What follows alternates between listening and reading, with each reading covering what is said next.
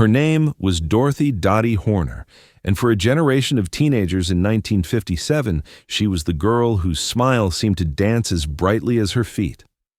At just 16, she walked into Philadelphia's Studio B and with her partner Frank Spagnuola helped turn a brand new dance craze called the Chalypso into a national obsession. In that moment, she was no longer just another local high school student. She was part of a cultural wave that carried American Bandstand from a neighborhood broadcast into living rooms across the country. The image is vivid, the sound of Little Darlin rising in the air, a crowded dance floor alive with excitement, and Dottie's joy radiating through every step. Yet while her triumph was celebrated coast to coast, her name would later drift quietly into memory. This is the paradox of Dottie Horner's story. Once a champion of teenage America, later a figure recalled only in fragments. Tonight, we follow her journey, her rise, her choices, and the legacy she left behind. Dorothy Dottie Horner was born in 1941 and grew up in Philadelphia, a city alive with industry, trolley cars, and corner diners where jukeboxes spun the latest hits. The post-war years brought change to nearly every household, new cars in the driveways, radios humming late into the night, and teenagers discovering they were no longer just children, but a force shaping America's culture. Dottie was part of that first true teenage generation, standing at the edge of something new. At Bartram High School, classmates remembered her as approachable and genuine, with a rhythm that seemed to follow her wherever she went. She would hum along to her favorite songs in the hallways, sometimes tapping her feet as though the floor itself had turned into a stage. At home, music filled the rooms. A record player spun the latest rock and roll singles, and Dottie often practiced steps in the living room, the soles of her shoes wearing thin from hours of movement. Family played an essential role in grounding her. Her parents valued education and responsibility, yet they could not miss the spark of joy when she danced. They may have worried about the new music and the frenzy of teenage culture, but they never doubted that their daughter carried something special. Supportive yet cautious, they watched her growing passion with a mixture of pride and curiosity. These details paint the portrait of an ordinary girl with extraordinary enthusiasm. She was not chasing stardom, only the pure joy of rhythm and movement. But the world was changing quickly, and Philadelphia was about to host a television phenomenon that would give girls like Dottie an unlikely stage. That childhood of radios and living room practice sessions was about to collide with the dazzling lights of American Bandstand. The journey from neighborhood dances to national television often began with a simple dare or invitation. For Dottie Horner, it was friends who first urged her to try her luck at Studio B, the modest Philadelphia building that was quickly becoming the heartbeat of a teenage generation. One afternoon, she joined the crowd gathering at 4548 Market Street. The sidewalk buzzed with laughter, the shuffle of saddle shoes, and the low thrum of music leaking through the doors. For a 16-year-old, it was both ordinary and electric, a line outside a building that hid a dream.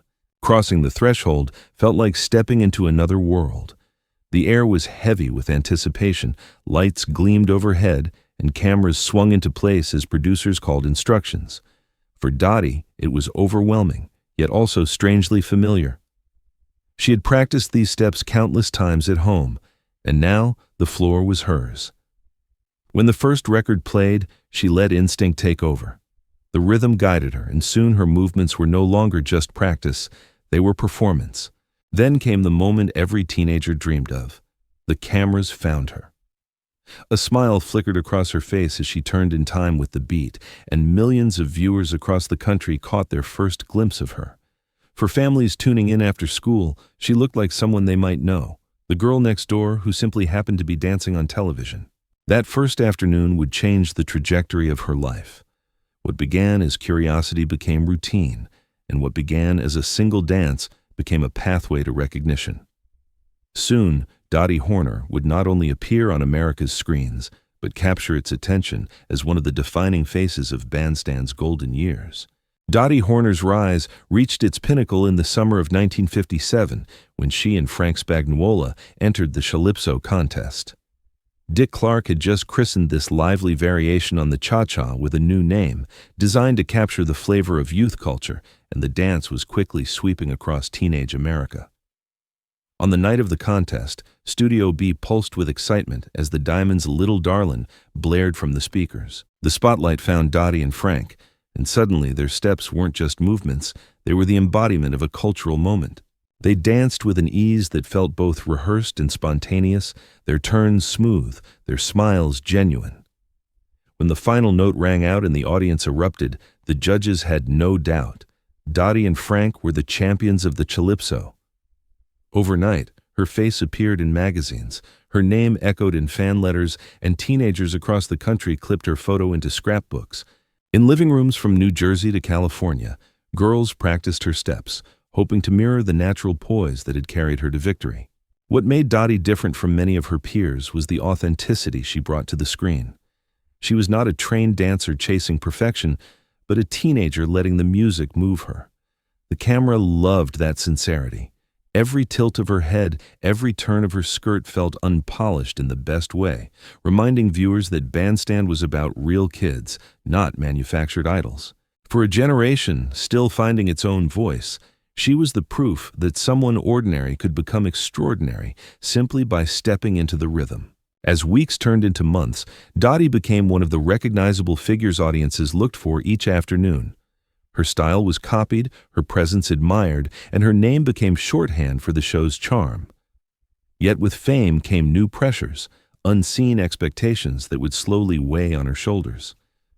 For now, though, Dottie Horner was at the height of her visibility, a teenage star whose smile seemed inseparable from the soundtrack of 1950s America.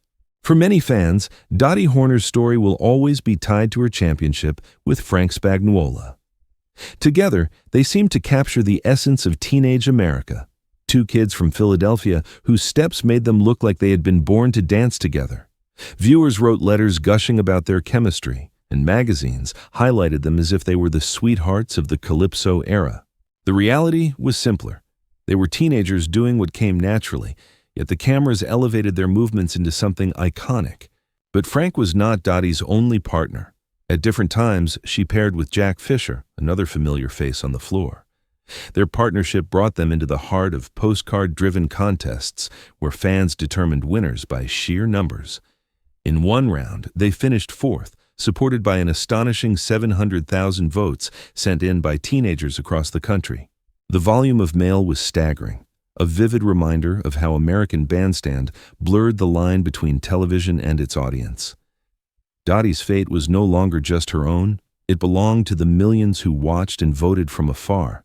Behind the scenes, the glamour softened into routine. Studio B was a second home, a place of laughter, teasing, and hurried touch-ups before the cameras rolled. Girls borrowed lipstick or traded shoes. Boys practiced spins in the hallways. The show enforced strict rules. Dancers had to present themselves as wholesome, polite, and clean-cut.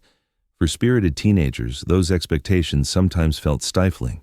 Yet Dottie managed them with ease, never allowing ambition or rivalry to dull her natural warmth.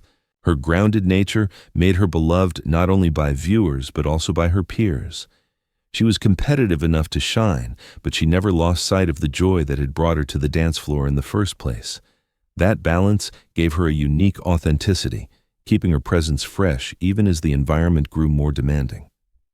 Still, nothing on Bandstand could remain frozen in time.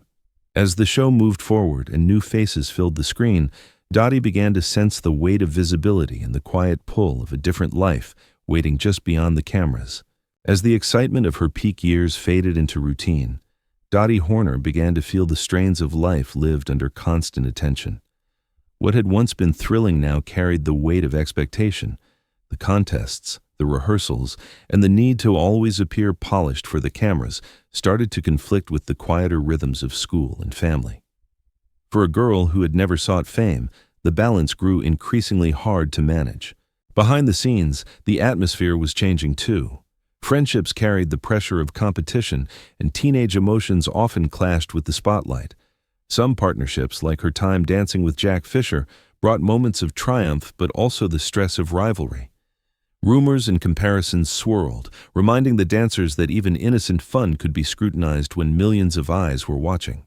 For Dottie, who valued authenticity above performance, that scrutiny chipped away at the joy she once felt. Gradually, She made a choice that would define her life more than any televised contest. She decided to step back. While others clung to their place in front of the cameras, Dottie quietly allowed her chapter on American Bandstand to close. It was not an act of defeat but of self-preservation, a way of reclaiming the freedom to live beyond the expectations of an audience. In leaving, she surrendered the applause, but gained the chance to discover what lay beyond the studio walls. The spotlight dimmed, yet in its absence, a new horizon appeared, one where Dottie could begin building the life that would carry her far past the fleeting fame of teenage television. When Dottie Horner stepped away from the cameras, she did not chase the fleeting promises of celebrity. Instead, she turned toward a life defined by steadiness and purpose. She built a career in advertising and sales, bringing with her the same poise and charisma that once caught the eye of television audiences. Clients trusted her, colleagues admired her, and those who worked alongside her discovered that the girl who once danced for America had grown into a woman of quiet strength. Her personal life brought her even deeper fulfillment. Dottie settled in Williamstown, New Jersey, where she shared her years with Barbara Bonnie Ernst, her devoted partner and closest confidant. Their bond was steady and enduring, a love that flourished away from the public gaze. It was here, surrounded by community and companionship, that Dottie found the happiness that television fame could never offer. Though she had left the stage long behind, the memories of Bandstand were never far away. Reunions and friendships with fellow dancers occasionally brought her back into contact with the world that had shaped her youth. Old songs could still light up her face, and photographs from those golden afternoons reminded her, and others, of the chapter she had helped to write in American culture. When Dottie passed away in October 2020 at the age of 79, tributes poured in not just from family and friends, but from the community of fans who still remembered her with warmth. To them, she was more than a dancer on a black and white screen. She was a reminder of their own teenage years, their own music, and the joy of a time when everything seemed possible. Dottie Horner's story reminds us how an ordinary teenager could become extraordinary simply by stepping into the rhythm of her time. For a brief, brilliant moment in 1957, her Chalypso steps with Frank Spagnuola captured the spirit of a generation, discovering its own music, its own dances, and its own identity. Decades later, her image still lingers in photographs and memories, proof that the magic of youth can echo far beyond its moment. Her legacy is not measured only in contests won or applause earned, but in the way she lived afterward, with grace, love, and resilience. To remember Dottie is to remember a time when American Bandstand was more than a program. It was a gathering place for an entire generation. Do you recall watching dancers like Dottie from your living room or hearing those songs that defined your teenage years? Which moment from Bandstand still plays vividly in your memory? We'd love to hear your story in the comments. And if these memories touched your heart, stay with us here at American Bandstand Memories. Subscribe to our channel so you won't miss the next journey into the dancers, the music, and the golden era that shaped a generation.